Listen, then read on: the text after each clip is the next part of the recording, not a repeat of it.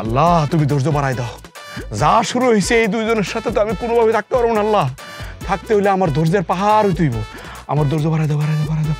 আচ্ছা ঠিক আছে বউ, বুঝছি বুঝছি বুঝছি। তোমরা দুইজন যে আমার আম কাইটটা খাওয়াবো না, আমি বুঝে গেছি। আম কাইটটা দেওয়া লাগবে না, আমি তোমার মতো সবাই খামো। দাও বউ। আম কই? আম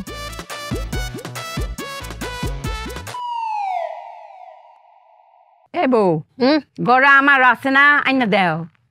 আমি কিন্তু খুব অবাক করছি না, খুব অবাক করছি। এই যে আম খাওয়ার যে ঝোল উঠেছে, এই পর্যন্ত আসতে পারবো, আমি ওখানে পাইলে অনেক খাওয়া শুরু করবো।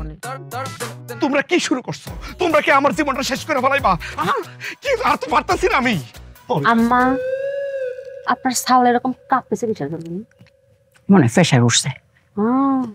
বুঝতেছো না? প্রেসারে কাঁপতেছি, প্রেসারে। কি শুরু করছো তোমরা?